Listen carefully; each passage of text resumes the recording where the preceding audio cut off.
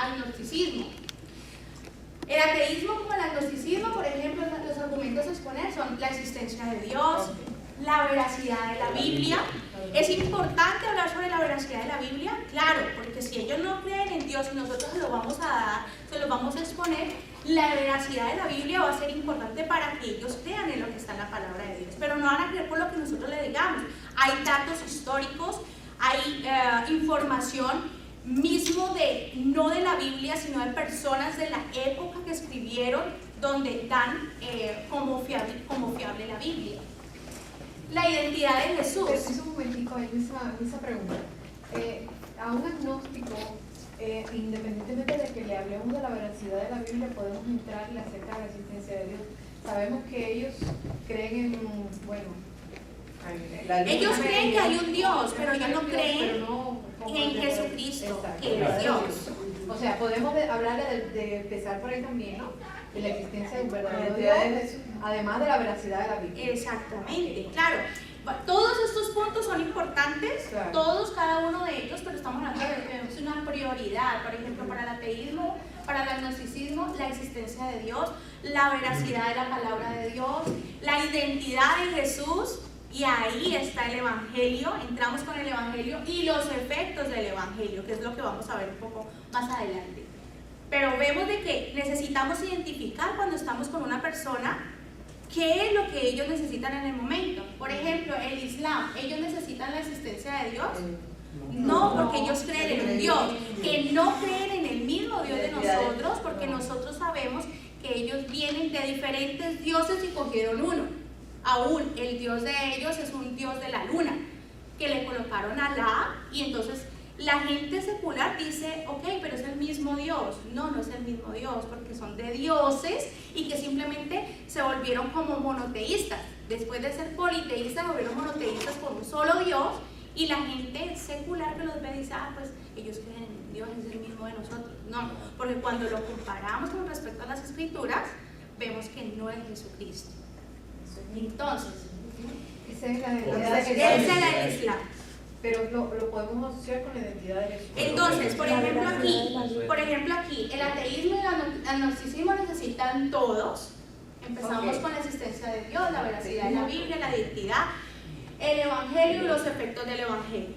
Todo.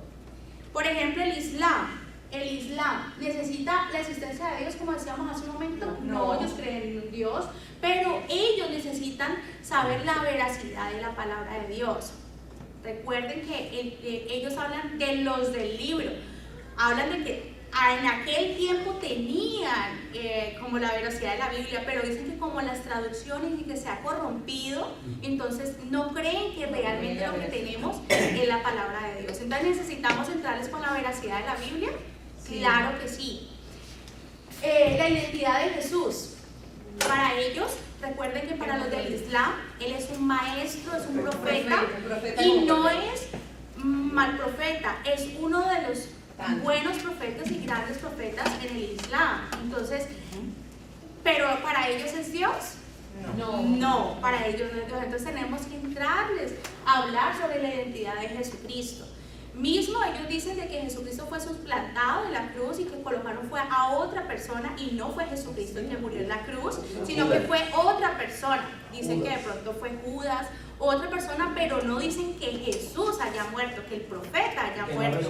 Y entonces, en este caso, si no murió en la cruz, pues no hay resurrección. Y entonces, ¿de qué vale? Si no hay resurrección, no hay nada. Exacto, eso tiene ninguna esperanza.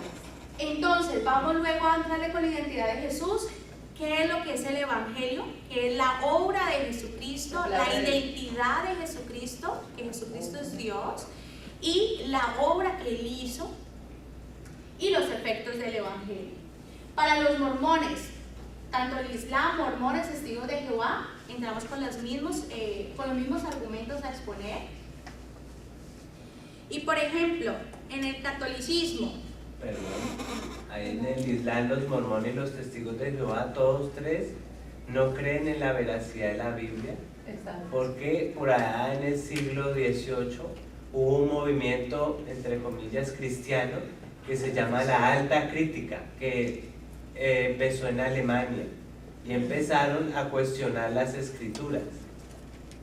ese movimiento cristiano negó la deidad de Jesucristo, diciendo que un cristiano dice que no necesariamente Jesucristo tiene que ser Dios para que creamos en Él.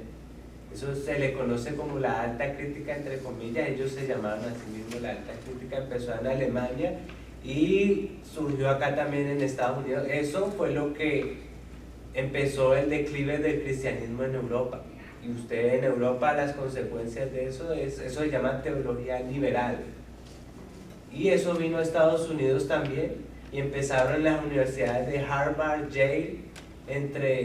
La Universidad de Harvard empezó con la carrera de divinidades, la Universidad de Harvard de aquí de Boston.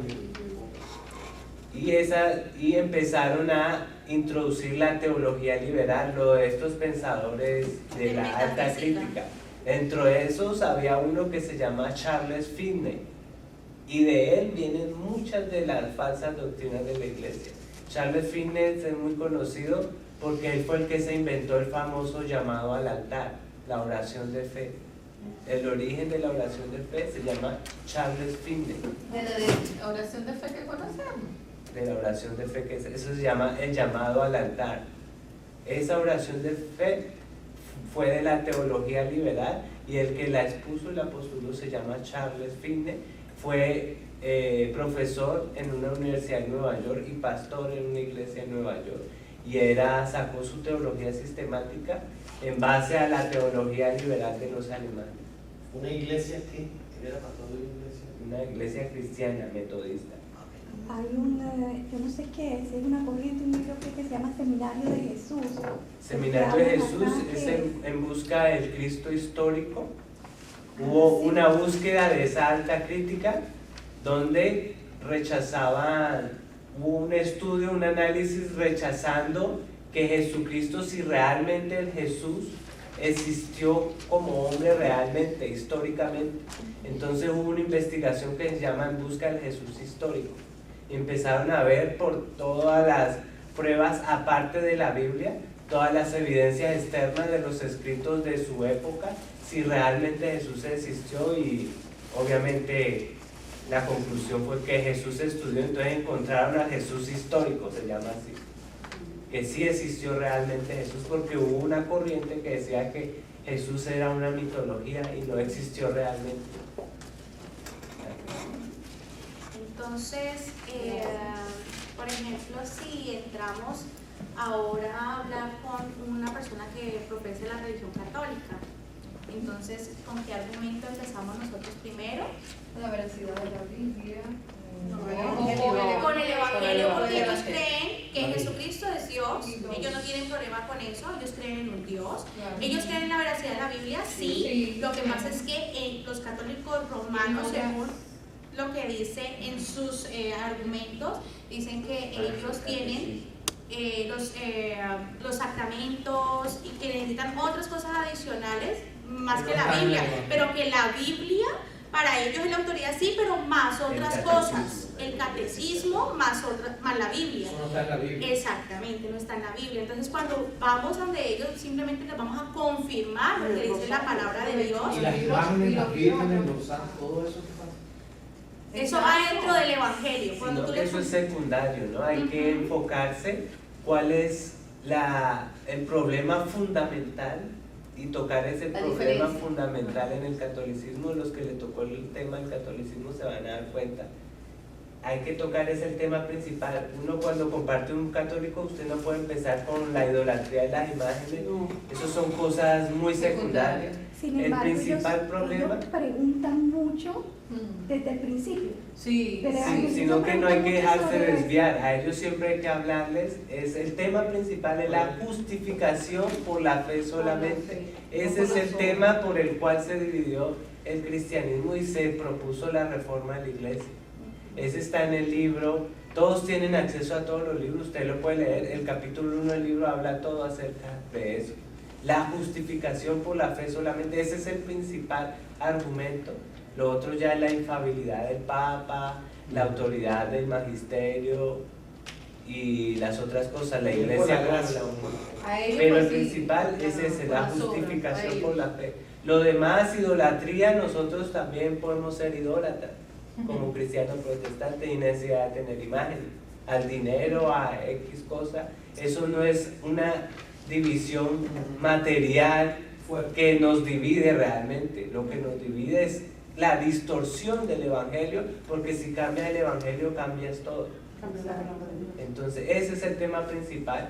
Nosotros el viernes pasado en la célula tenemos una célula y ahí hubo un católico que entró, ya había entrado por segunda vez a la célula, pero católico de los practicantes, no de los católicos no practicantes. Y empezamos, estamos hablando de la parábola del hijo pródigo, que se llama el hijo pródigo entre comillas, y empezamos a hablar de eso. Esa parábola habla de la gracia de Dios, la doctrina de la gracia. Para él fue un shock, entonces él hablaba, lo confrontamos con la palabra y empezamos a hablar pues de las cosas y la justificación por la fe, y le dijimos, y las opiniones que él tenía las confrontamos de acuerdo a la infalibilidad del Papa, todo lo que decía, y le colocamos el catecismo de la Iglesia Católica y se quedó aterrado. No sabía que la Iglesia Católica, todo lo que había afirmado como anatema, el que no diga que la salvación es sola por la fe. Él dijo, yo jamás vuelvo a leer el catecismo, no me interesa, explíqueme. Le mandé el libro y me dijo, tengo muchos amigos católicos y voy a exponer esto porque para mí es totalmente nuevo, yo no sabía nada. No, sí, no lo voy a decir. Entonces hay muchos católicos que no saben cuál es la enseñanza oficial del mismo católico. Yo les quería preguntar, yo sé que no es una religión, pero yo oigo mucha gente que dice de la metafísica. Eso también es una parte de las creencias Orientales. orientales, y que eso entra Eso como no, una religión. eso no entra dentro del ateísmo, ¿no? No, es misticismo. Es como ¿Y los misticismo. ecuménicos son católicos? Ecuménicos es la religión que piensa, se llama sincretismo, que piensa unir a todas las religiones en lo que nos une y no en los que nos diferencia. ¿Cómo evangelizarlos? ¿Con todo eso? Hay que darle Los todos los puntos. ecuménicos, hay que entrarle con la palabra. eso proviene de la teología El liberal, evangelismo. que todos debemos unirnos en una sola religión y ya no ocuparnos de las diferencias, sino lo que tenemos en común, como la paz social, el desarrollo, todo. Eso es lo que está promocionando el Papa. Exactamente. Es Pero y para la ecuménico. defensa de la fe que ustedes enumeran acá 5 puntos, hay que tocar Hay los muchos 5 más, primeros. pero lo que decimos Lo es como principal. principal.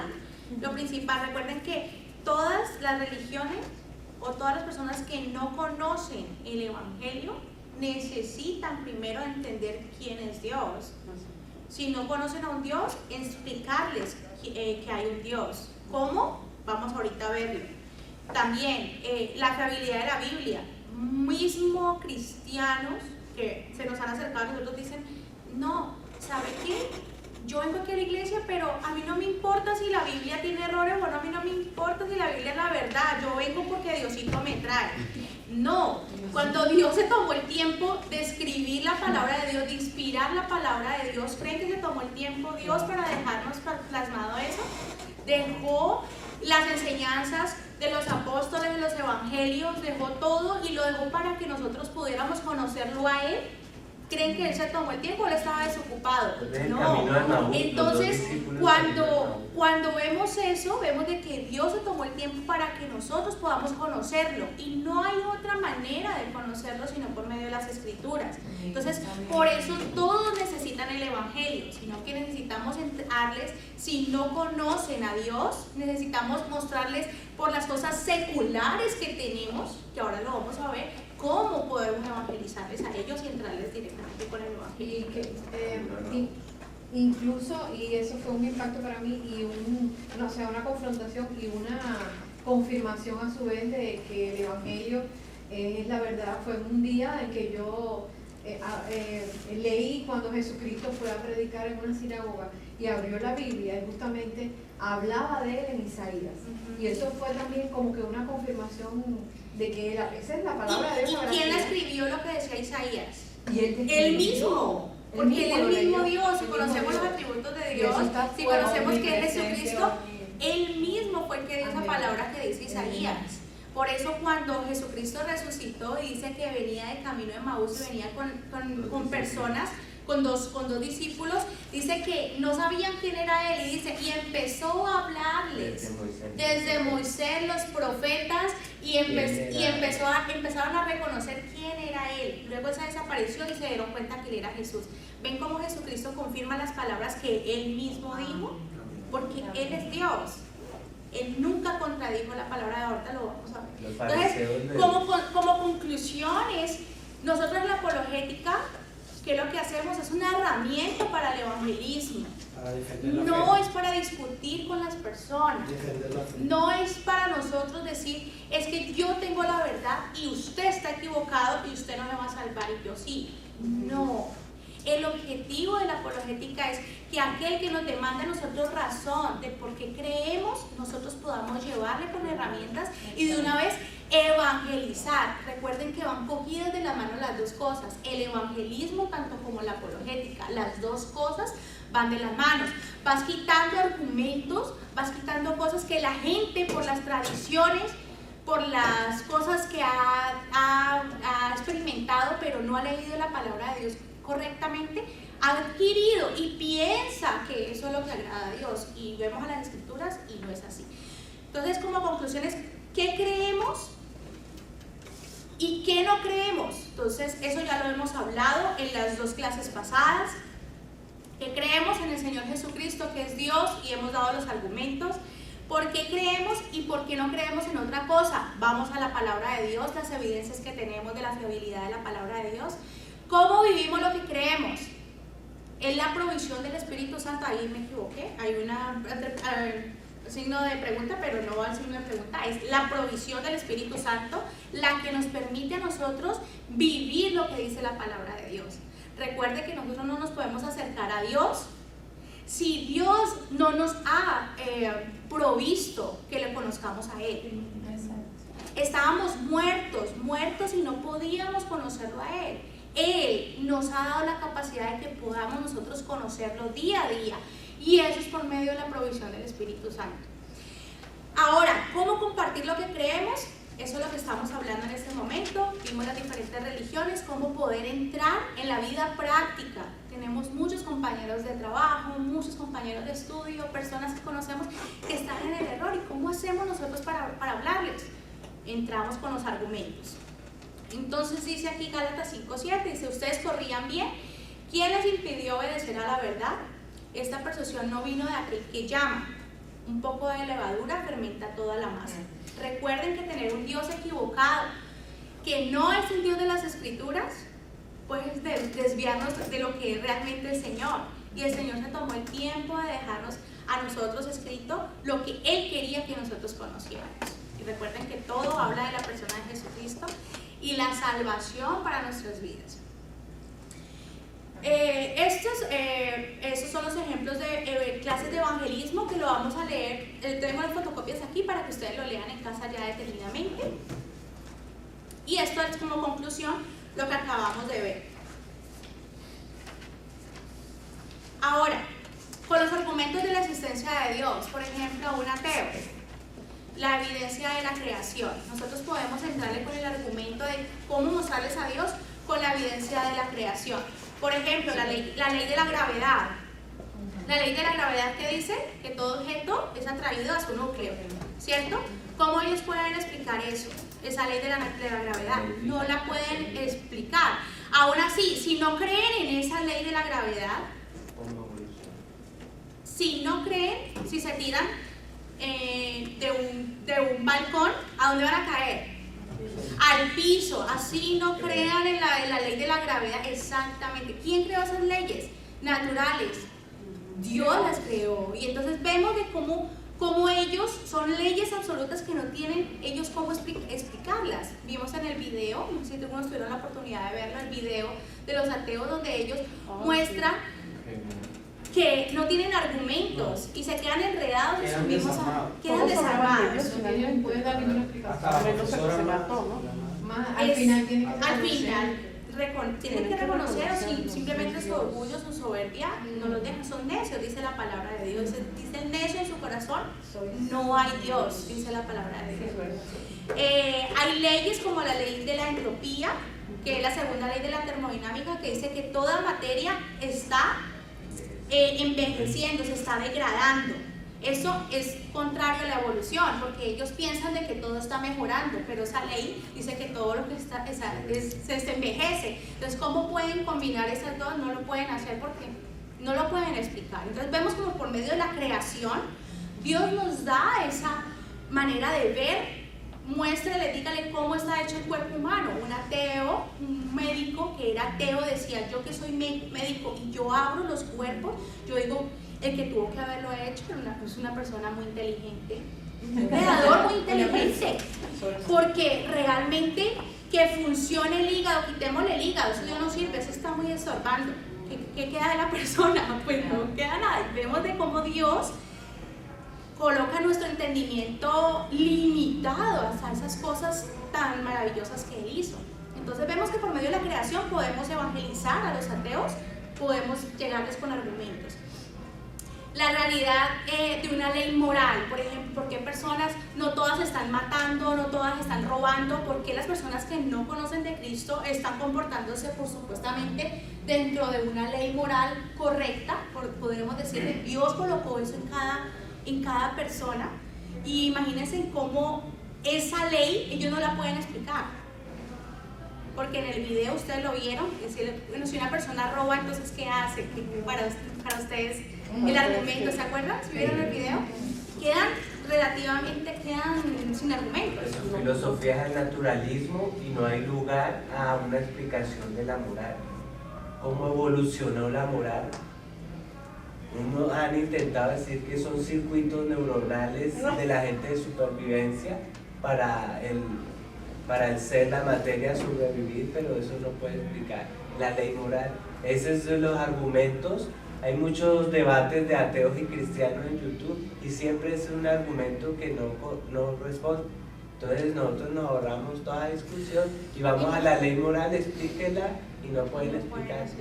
De eso está en el libro. Nadie se las ha explicado, es que no hay forma. Eso está en el libro de Disparando contra Dios a los que Ante el ateísmo, en el libro Disparando contra Dios. El máximo exponente de eso se llama Richard Dawkins, y él hace un debate con John Lennox en la Universidad de Inglaterra en Oxford y le pone ese caso, y ahí donde él no puede explicar y termina filosóficamente tratando de explicar algo que está requiriendo una explicación evidencial. Lo otro es la ilógica del relativismo. Por ejemplo, ellos dicen, no existe la verdad absoluta. El decir solamente esa frase, ya están diciendo un absoluto. Entonces, es decir, que se están contradiciendo.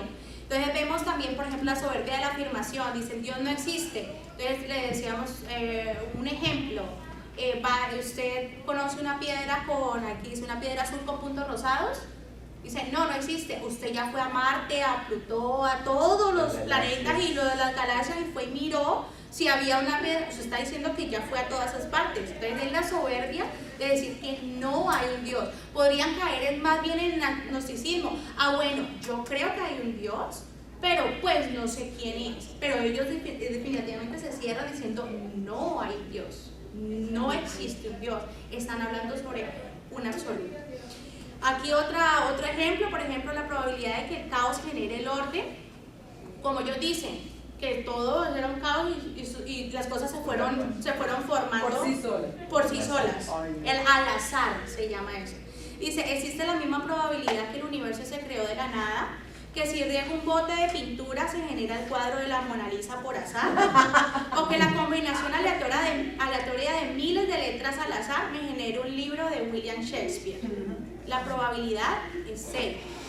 Ven como Dios, cuando creó al hombre, cuando creó a la mujer, lo creó con inteligencia, lo creó con todas las capacidades, creó a los animales, cada uno con su propósito. Todo es perfecto, todo es perfecto.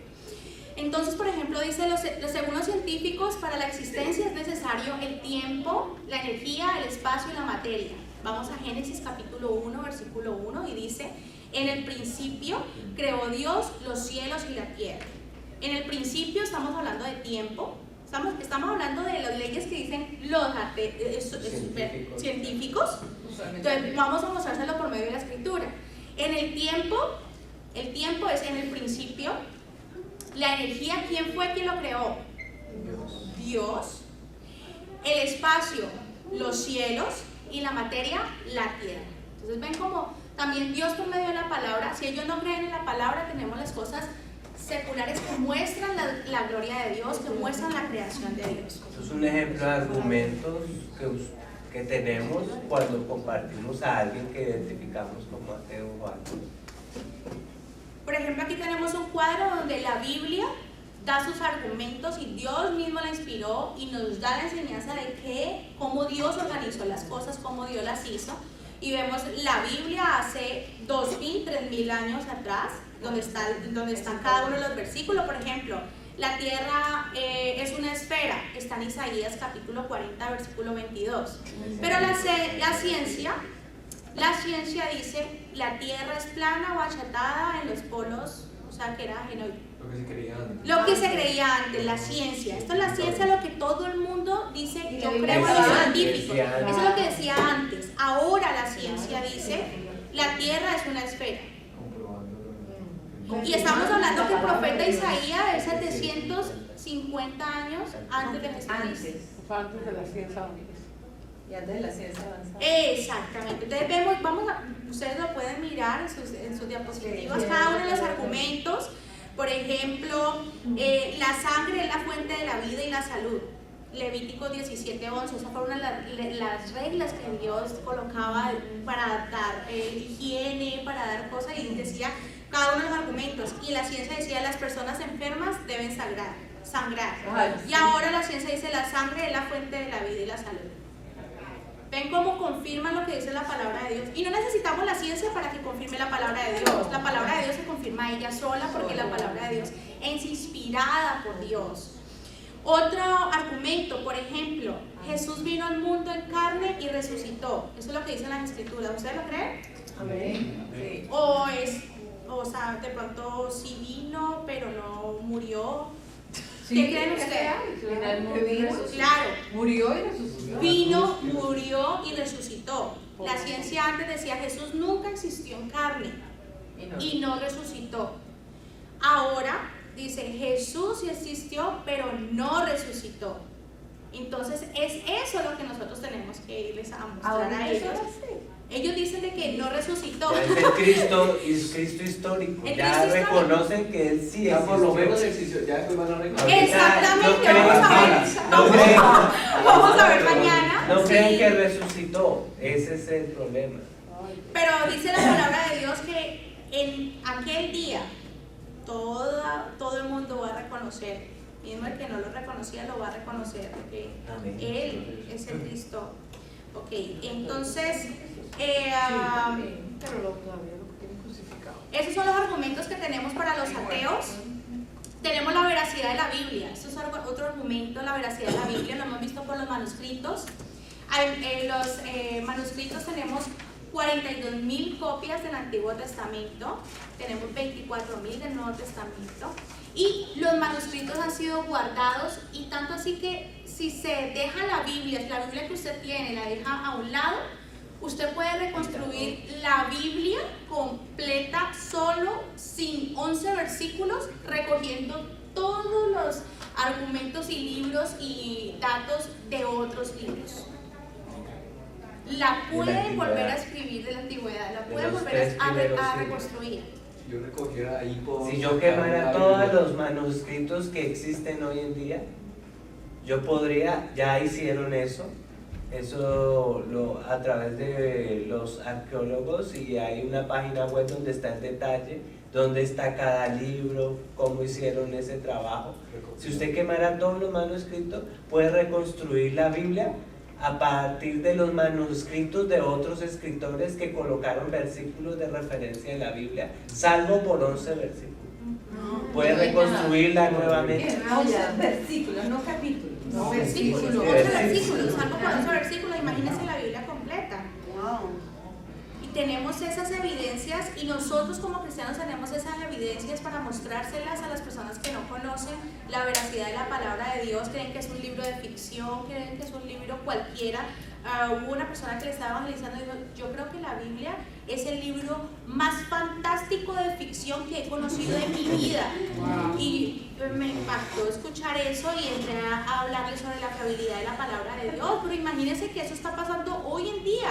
Las personas dicen, yo prefiero leerle a mi hijo un libro de cuentos de los hermanos Grimm que la Biblia, porque pues igual es como la Biblia, es parecido, o cualquier cosa, antes de dormirse.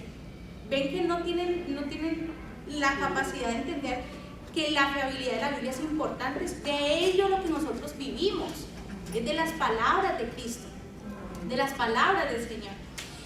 Los comentarios de escritores de los siglos, de la época, las evidencias arqueológicas, geográficas, por ejemplo, cuando se habla de detalle, la Biblia habla en detalle sobre, por ejemplo, ustedes hicieron la tarea sobre los linajes, tanto de María como de José, de dónde vino Jesús. ¿Por qué se tomaba el detalle de decir cada una de las personas de dónde venía? Por ejemplo, el lago no sé qué, el río no sé qué, la ubicación geográfica.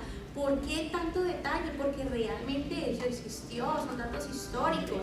Imagínense que hay otros libros que se enseñan como historia y como verdad, pero la Biblia se deja como un libro de ficción, ni siquiera como un dato histórico. Entonces vemos que hay referencias geográficas y hay ejemplos de errores que se los voy a mostrar ahora. La singularidad de la Biblia, el libro más vendido, el más atacado. Uno de esos errores de las evidencias, antes decían de que, por ejemplo, el libro de Moisés no fue escrito por Moisés porque en ese momento no tenía escritura. Entonces, por ejemplo, dice, tomemos por ejemplo la hipótesis documentaria, la base para su desarrollo fue el Pentateuco, no pudo haber sido escrito por Moisés, pues los resultados confirman de la alta crítica, han demostrado que la escritura no se conocía en el tiempo de Moisés. Esa alta crítica es esos cristianos alemanes. Sí, que Eso hablamos. es lo que la alta crítica, siempre que lean el texto alta crítica se refiere a eso, a la teología liberal. Dice, por consiguiente, es obvio que tenía que ser un autor más reciente, es decir, que están invalidando que Moisés fue el autor del Pentateuco. ¿Ven cómo invalidan la palabra de Dios? Pero luego dice, construyeron grandes estructuras de crítica. Pero fue entonces cuando unos individuos descubrieron el código negro. Tenía sobre sí caracteres en forma de cuña y contenían en detalles las leyes de Hammurabi. ¿Era posterior a Moisés? No, era anterior a la época de Moisés. Y no solo eso, sino que era anterior a Abraham. 2000 años antes de Cristo. ¡Wow! Increíble. Y dice, sobrepasa en antigüedad los escritos de Moisés, cuanto menos en 3 siglos. Entonces vemos cómo nosotros lo que tenemos es precioso, el Señor lo ha guardado, cómo lo ha conservado, cómo también esas evidencias que tienen ahora, como les digo, no por esas evidencias decimos, ah, claro, ahorita es que creo en la Biblia porque ya hay una evidencia, no. Lo creemos porque la palabra de Dios es inspirada por Dios, el Espíritu de Dios nos ha capacitado a nosotros para que podamos entenderla, para que podamos conocer el corazón de Dios, y esas cosas lo único que hacen es confirmar un poco más, pero no por eso la ciencia nos va a confirmar la palabra de Dios a nosotros que lo creemos. Pero si ya creíamos antes de saber todo eso. Exactamente. Dios creó la ciencia. Ajá, también. exactamente. Y las leyes de la naturaleza. Y también lo que decía poco mi esposo, Dios también coloca también esas cosas para que también la gente, imagínense cuánta gente no conoce la verdad y nosotros poder recalcar cuál es la verdad. Recuerden que si conociendo qué es algo verdadero y qué es algo falso, fácilmente nosotros podamos argumentarlo. Y esa es la defensa que tenemos nosotros, defender el Evangelio. Dios ha dejado todos esos vestigios de evidencia de Él. Como dice Romanos, lo invisible de Dios, su eterno poder, se hace visible a la creación, de modo que ninguno tiene excusa. Todas las evidencias son juicio de Dios también. ¿Juicio por qué? Porque nadie tiene excusa de la excusa. Ahí es donde viene la responsabilidad del hombre ante la evidencia de Dios. Hay un libro que se llama Evidencia de la Creación. Se lo recomiendo porque está muy bueno y la mayoría de las referencias son bíblicas. O sea, toda la descripción que hablan está sustentado en eso. Vamos a tratar un poco aquí, punto de vista acerca de la escritura. Ustedes ya la tienen ahí en sus diapositivas y esto lo hemos hablado durante casi todo este tiempo. Hay otro que es la fiabilidad del Nuevo Testamento, lo que les estaba diciendo, ¿cuál es la fiabilidad? Porque el Antiguo Testamento, recuerden que ya estaba cerrado. Cuando Jesucristo vino, Él hablaba el Antiguo Testamento, Él abría los rollos y exponía la palabra de Dios, ya estaba cerrado. Por eso nosotros podemos decir que los católicos cuando incluyeron los otros libros, los deuterocanónicos, los colocaron antes del Nuevo Testamento. Entonces, decir, el Antiguo Testamento ya estaba cerrado, no tiene nada que ver con el Antiguo Testamento y menos con el Nuevo Testamento, porque lo que hacían era que con esos libros argumentaban muchas de las prácticas que ellos hacían. Entonces vemos aquí la fiabilidad del Nuevo Testamento. Muy bien, eso no, ¿cómo que no? Sí.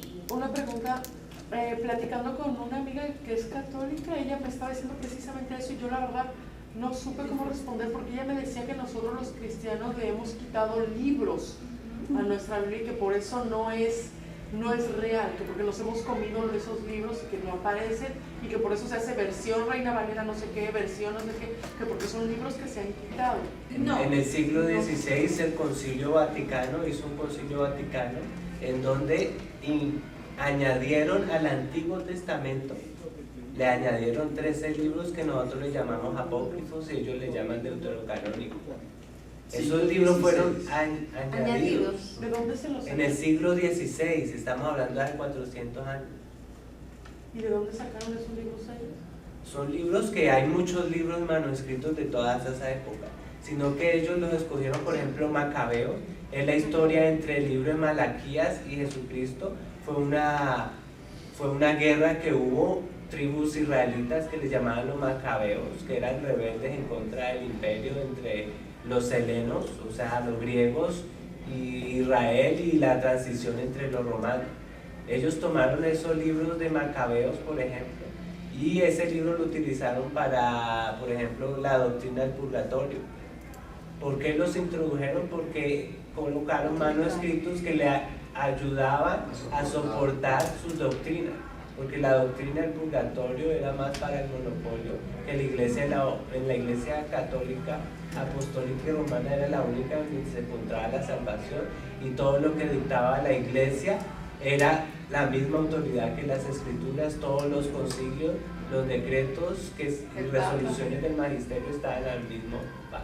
Entonces por eso ahí también está el libro de sabiduría donde habla de las apariciones de María, y están los otros libros, fueron allí que se introdujeron. Por eso es importante lo que Clara dijo, cuando estaba Jesucristo ya estaba cerrado el canon de los 39 libros del Antiguo Testamento, el Tanakh para judíos del Antiguo Testamento para nosotros, que es el mismo, ya estaba cerrado. ¿Por qué se lo añadieron? No es que le quitaron, es que lo añadieron.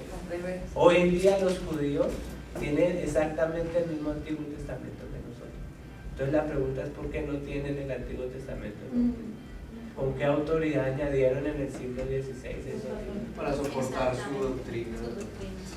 Y tienes el archivo, tienes el libro, Estamos Juntos de Verdad, del catolicismo, ahí está la explicación y puedes buscarlo, puedes leerlo también para que puedas argumentar tu Y en Google colocas libros deuterocanónicos y ahí te va a decir en el siglo XVI, en el 1600 tanto, el día tal, el concilio tal, Vaticano I, creo.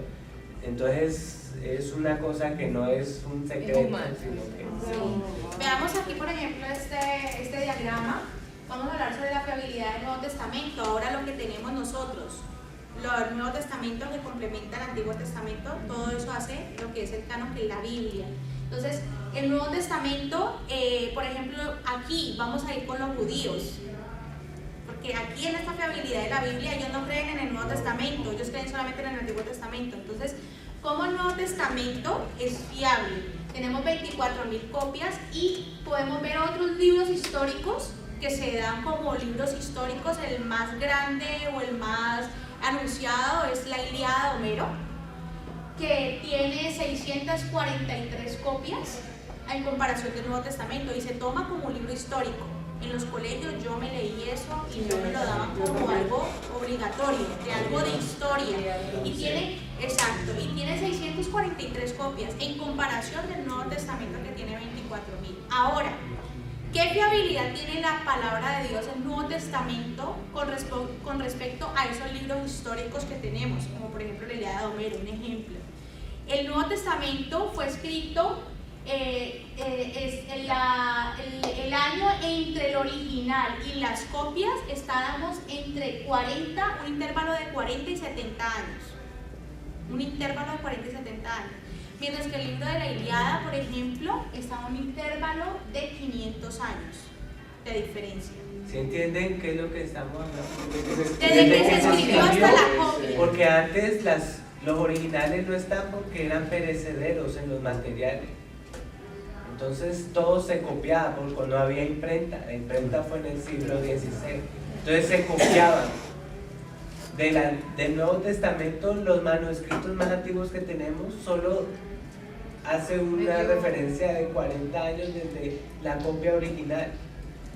Y el de Homero es 500 años. Exactamente, Homero dijo todo lo que está allí. Entonces eso es para demostrar que si el Nuevo Testamento y el Antiguo Testamento es el libro histórico con más manuscritos de toda la historia antigua humana, si decimos que esos no son exactos los que tenemos, toda historia de la antigüedad se caería de su peso. Napoleón realmente no fue el que dicen los libros que era.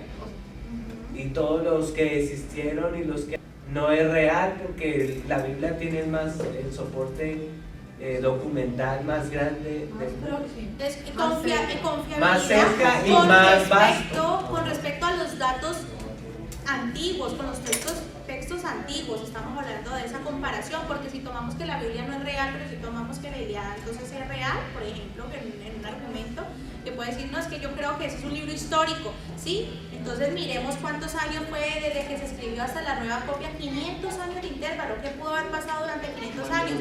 Pero tenemos el Nuevo Testamento, la primera copia tiene un intervalo solamente de 40 años, de 40 a 70 años. ¿Ven la dimensión?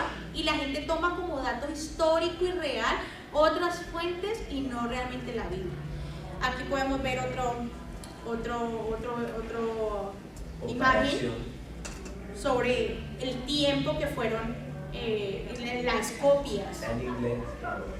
Las copias, ¿cuánto tiempo se demoraron en hacer una copia? Tiene muchos años de intervalo, el cual pues se crea como una duda. Por si en el momento el argumento es que no es fiable el Nuevo Testamento.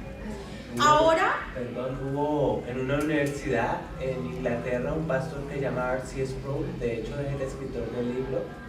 Él tuvo un debate con un profesor de historia de la universidad, donde le dice, estaba enseñando sobre Platón, filosofía, y le dijo que por qué él creía en Dios y eso era un ridículo, una fe ridícula.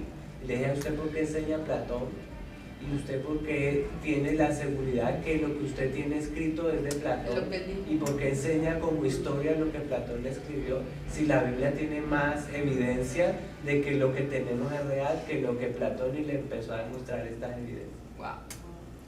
Entonces la clase de historia que usted está enseñando es más ficción, porque no es lo que realmente Platón, por el intervalo del tiempo y la cantidad de manuscritos que hay de la ahora, vamos a cortar un momento porque ya el tiempo ya estamos cortos. Vamos a hablar sobre las citas de Jesús del Antiguo Testamento. Si podemos ver aquí, miren que cada que hablaba Jesús confirmaba el Antiguo Testamento. Cada uno de los versículos. Por ejemplo, Jesús dijo a los judíos: escudriñad las escrituras porque a vosotros os parece que en ellas tenéis la vida eterna, y ellas precisamente son las que dan testimonio de mí. Por ejemplo, cuando hablaba de Mateo, pronunciaba Salmos, Josué, Deuteronomio, Número, Levítico, Génesis. ¿Ven cómo él confirmaba? ¿Entienden el gráfico? No. Están los 4 evangelios al lado, el verde, el sabote, Marcos, Lucas, y hacen una referencia al Antiguo Testamento y cogen libros del Antiguo Testamento, las palabras registradas de Jesús, cómo se conectan con todos los libros. Porque hay gente que dice, En ¿cómo, el Antiguo ¿cómo Testamento. sabemos que el libro de Esther o el libro de Isaías sí es realmente un libro de Dios? Entre ellos. Jesucristo mismo habló de Isaías, está Y confirmado él decía, en el escrito libro está cuando fue del Antiguo inventado. Testamento. Y Pronunciaba salmos. Cuando ustedes dicen que estaba cerrado el Antiguo Testamento, ¿significa que él mismo no tenía acceso a ver? No, No. cerrado quiere decir que ya los 39 libros no hay que Eran. incluir más libros. Pero él tenía acceso, la gente no tenía acceso. En la En sinagoga la sinagoga solamente, tenían los porque eran muy rollos. costosos. Ah, ok. Solo personas ricas o en la sinagoga. Pero él no tenía, podían. digamos, la posibilidad de acceso porque además él lo sabía. Él iba al templo o iba a las sinagogas. Que y son leía como una las prueba, cosas. sin saberlo, él sabía las cosas, ¿no? Sí, pero él también daba la autoridad de que la palabra de Dios estaba allí, de que estaba escrita, de que confiar en lo Por que estaba eso. escrito y abría, dice, y abriendo el rollo dijo, ven como Qué él, tremendo. sí, que Sabía cuál rollo él específicamente. daba autoridad a cada una de las cosas que estaban sucediendo en la sinagoga, hablaba de la palabra de Dios y esas palabras hablaban del mismo, confirmaba el Antiguo Testamento. Entonces, por ejemplo, bueno, esto ya lo acabamos de hablar. Otra evidencia, otro argumento, la identidad de Jesús. Veamos lo que es la identidad de Jesús. Recuerden que Jesucristo fue 100% hombre, 100% Dios. Un ejemplo de que Jesucristo fue 100% hombre, ¿quién me lo da? Yo tenía hambre, se lloró. Ajá, sí, ahí Porque está. el Que tenía hambre, No, sed. porque lloró. Lloró. Sí, aquí dice. Porque hambre, le sed, dio su el enojo. sed, ¿verdad? libros. Bueno, por ejemplo, hubo una pregunta, por ejemplo, estábamos hablando de los atributos de Dios la clase pasada y una persona me dijo, bueno, pero cuando Jesucristo dijo, Soy viejo, seguro está hace rato. sí, por ejemplo dice, no, Te es creemos. solamente una manera de decirlo. La tribu. Por ejemplo decía, si Jesucristo le dijo a los discípulos, ustedes no saben el día ni la hora, aún ni yo, el Padre es el que lo sabe. Él no estaba hablando como hombre, porque Jesucristo es Dios. Sí, Él es omnisciente, sí. Podemos ver en diferentes versículos donde dice, y Dios conocía, y Jesús conocía el corazón de ellos, y conocía qué es lo que estaban pensando, y conocía, vemos ahí los Ahí era atributos Dios. de 100% Dios y 100% hombre. ¿Ven? Esa combinación. ¿Cómo lo podemos explicar? No lo podemos explicar. No lo podemos explicar. ¿Por qué? Es simplemente son esas cosas que Dios ha dejado y nosotros las creemos porque el Señor ha permitido que las creamos y por medio de su Espíritu Santo nos da esa provisión. Entonces, este cuadro ya ustedes lo tenían, que es cómo Jesucristo es mostrado como 100% Dios. El Espíritu Santo también y el Padre. Ahora, ¿quién es Jesús? Estamos hablando de la identidad de Jesús. Recuerden que ¿qué es el Evangelio? La identidad de Jesús y la obra que hizo el Señor Jesucristo. Entonces, ¿quién es Jesús? Por ejemplo, las pretensiones que decía Jesús en el momento que es, cuando a él le preguntaban, cuando él hablaba, ¿qué decía? Soy más que este templo, soy más que Salomón, más que Jonás, más que Abraham. Cuando dijo más que Abraham, que este ni siquiera tiene 50 años y ni siquiera conoce a Abraham. O sea, ¿quién dice que ve la importancia de cómo él decía y se pronunciaba diciendo que él era Dios? Y él mismo cuando fue arrestado para ser crucificado, es que tú dices que eres Dios, y tú mismo lo has dicho.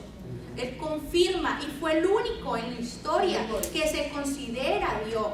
Vemos diferentes religiones, diferentes postulaciones donde las personas no dicen que son Dios. Mismo Buda dijo, busquen la verdad y sigan. Ni siquiera tienen la responsabilidad de decir, yo soy Dios. Ven cómo Jesucristo confirmaba. Aunque hay muchos locos, hay muchas personas que dicen, bueno, yo soy Dios. Pero entonces estamos hablando de que Jesús confirmaba que él era Dios. Dice, yo soy la luz del mundo, yo soy la puerta, yo soy la resurrección y la vida. Recuerden lo que hablábamos del versículo, yo soy el camino, la verdad y el camino. ¿Qué es lo que quería decir? Ustedes ya saben el significado.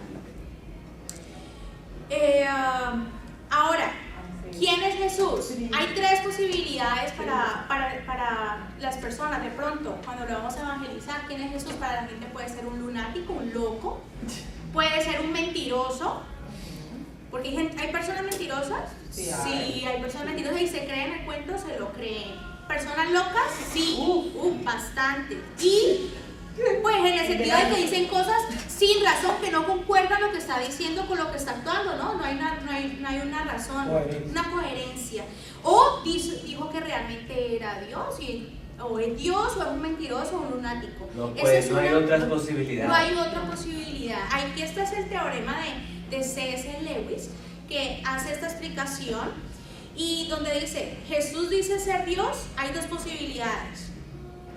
Sus afirmaciones eran falsas. Si eran falsas, hay dos posibilidades. Él sabía que sus dichos eran falsos, entonces él montó un drama para engañar. Si él sabía que eso era falso. Si él sabía que era falso, montó un drama. Entonces, ¿fue un mentiroso, o fue un demonio, o fue un hipócrita? En conclusión, fue un hombre necio, porque murió por algo necio, porque si él sabía, que era mentira, pues imagínense, murió por algo necio. Ahora, él no sabía que sus dichos eran falsos, entonces él estaba sinceramente engañado, por lo tanto, él era un lunático. Nosotros tuvimos la posibilidad de ir a un ¿cómo se llama? ¿Donde van las personas que tienen problemas centro de salud mental, y estábamos ahí en espera. No estábamos es algo serio, es algo muy serio, que me ríe, es algo muy serio. Y estábamos allí en la sala de espera, estábamos esperando a alguien, y cuando hubo un joven que se nos acercó y nos dijo, y nosotros le dijimos, bueno, ¿y tú estás aquí, pero por qué? Él estaba internado, y él dijo, no, porque dicen que yo maté a alguien, pero yo no lo maté. ¿Tú cómo te sientes ahí frente a una situación donde el muchacho dice, no, yo no fui, y que sí, y que lo están acusando porque sí fui y tienen pruebas? Pues simplemente hay cosas mentales allí que necesita el Evangelio, necesita el Señor.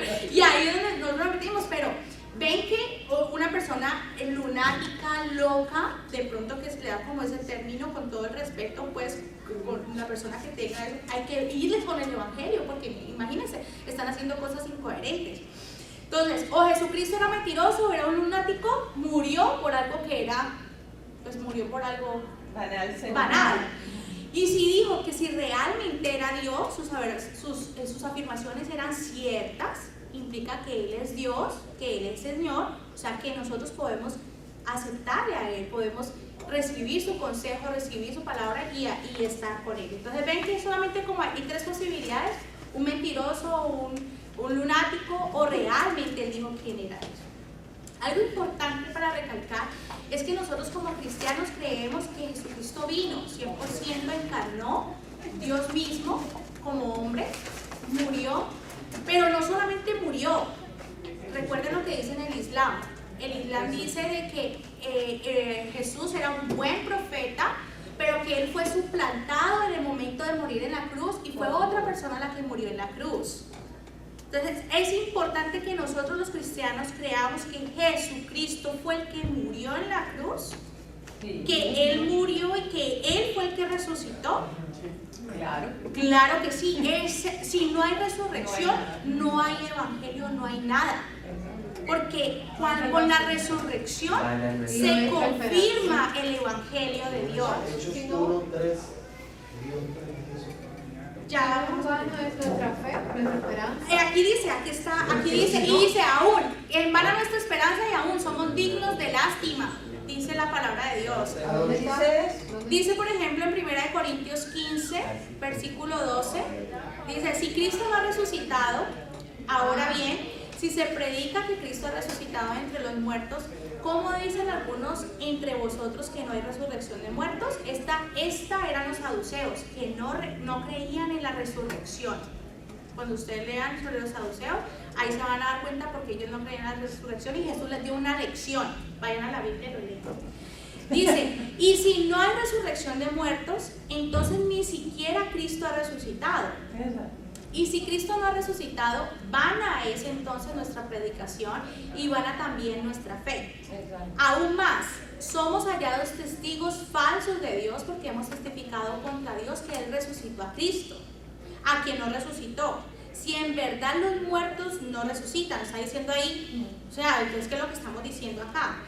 Pues si los muertos no resucitan, entonces ni siquiera Cristo ha resucitado. Y si Cristo no ha resucitado, vuestra fe es falsa. Todavía estáis en vuestros pecados. Entonces también los que han dormido en Cristo han perecido. Si hemos esperado en Cristo para esta vida solamente, somos de todos los hombres los más dignos de lástima. Porque si estamos aquí, Engañados. estamos supuestamente entonces engañados. ¿Ven cómo la resurrección de Jesucristo es el sello del Evangelio? Aún los hermanos de Jesús, los apóstoles, no creían hasta la resurrección. ¿Por qué Jesucristo mostró eso? Porque hasta la resurrección muestra que es completado, es completo el Evangelio. No creían antes de la resurrección, era un propósito de Dios. Dios mismo ¿Por lo qué? permitió. Claro, Dios mismo lo permitió Para para que que no se- creen en la resurrección se pueda confirmar que es el Evangelio. ¿Ven? ¿Ven la importancia de la resurrección? ¿Ven por qué hay que entrar al Islam de que Jesucristo fue el que murió en la cruz? Así. Porque si no, entonces no hay sustitución de pecados. Amén. No hay entonces quién pagó entonces por nosotros. Entonces, ¿de quién? Tenemos los pecados. ¿De quién? Y por entonces Jesús a qué vino. Fue muy bueno, pero entonces a qué vino. Entonces ven cómo la importancia de llevarles el Evangelio, y la resurrección es una prueba eficaz donde podemos confirmar el Evangelio en el cual hemos creído, que es la palabra de Dios. Otra de las pruebas, por ejemplo, Jesucristo después de que resucitó, estuvo con los discípulos. Dice en Hechos capítulo 1, versículo 3, dice: a quienes también después de haber padecido se presentó vivo con muchas pruebas indubitables, apareciéndoles durante 40 días y hablándoles acerca de ¿qué? Del reino de Dios. Los testigos oculares de Cristo resucitado: María Magdalena, Pedro, el día antes de la resurrección, los dos discípulos, Cleofas y a otro en el camino de Maús, que se apareció, y que recuerden que decía que él, comenzando por Moisés y los profetas, ven cómo Jesús confirmaba las escrituras. Los 10 apóstoles, dice, varios discípulos del mar de Galilea mientras que pescaban, a más de 500 hermanos a la vez, y a Santiago, hermano de Jesús, a los que fueron testigos de la ascensión. Esos son los testigos oculares. Y vemos de que, por ejemplo, aquí a más de 500 hermanos a la vez, dice, por ejemplo, hay personas que piensan que eso fue una ilusión. Autosugestión. Autosugestión. Pero 40 días tener autosugestionadas a las personas. Consecutivas. Es decir, La teoría. la teoría Autosugestión. de autosugestión, porque algunas personas no creen que Jesucristo estuvo apareciéndoselas a los discípulos, apareciéndoselas a las personas. Entonces dicen, eso era una ilusión, pero tener una persona autosugestionada por 40 días es difícil. 500 al mismo tiempo. Y 500 al mismo tiempo, y ellos fueron muertos por eso, después de la resurrección, porque ellos predicaban el Evangelio con más fuerza, entonces podían haberlos perseguido. Ellos los persiguieron, pero ellos fueron testigos de esa persecución porque sabían que Jesucristo había resucitado. Por eso ellos murieron como mártires. Es el ejemplo de Mesmer. Yo no sé si conocen a Mesmer, de aquí de Montreal. Es un ilusionista que duerme a la gente y le hace ver visiones. Este que está aquí. Él hizo en Centrevel una reunión para hacer hipnotismo o autosugestión a las personas, pero él no puede hacer autosugestión a 20, 30 personas, solo a las personas que son autosugestionables. Entonces toman uno de todo el público y le hacen unas pruebas y todo eso para saber si ellas se pueden manejar y hacer lo que él les diga. Eso aquí es muy famoso en Montreal. En Colombia también hay esos seminarios. Yo participé antes de convertirme en ese tipo de seminarios, hacer exactamente lo mismo. Entonces, Un público inmenso hacen unas pruebas y las personas autosugestionables son los que pueden. exactamente. Eso para que el Señor dejó 40 días, es imposible autosugestionar a una persona. Y fuera de eso 500 al mismo tiempo. No. Aún los discípulos de Jesús y los los hermanos de Jesús tenemos las escrituras de que no creían en el Evangelio, pero después Santiago, por ejemplo, el escritor Santiago, Judas, no Iscariote, sino el hermano de Jesús que también que escribe, podemos ver de que ellos después de la resurrección fue que creyeron en Jesús. Y dice la palabra de Dios porque ellos antes no creían, pero ahorita sí creen. Tomás que tuvo que introducir el dedo en su Exactamente. Y por ejemplo aquí vemos el caso de Mesmer, que podemos ver de que personas que pueden hacer secularmente hipnotismo, pero Jesucristo tener 40 días y presentárseles a tantas personas y tener la evidencia, vemos ahí como Dios deja la evidencia. ¿Para quién es? Para nosotros. También hay otra persona, por ejemplo, como Andrew Cole, que es un mago que hace inventos de trucos de magia. Por ejemplo, a esos magos que caminan sobre el agua, a esos magos que se levantan, hace bastantes trucos y él hace toda su preparación de esos trucos.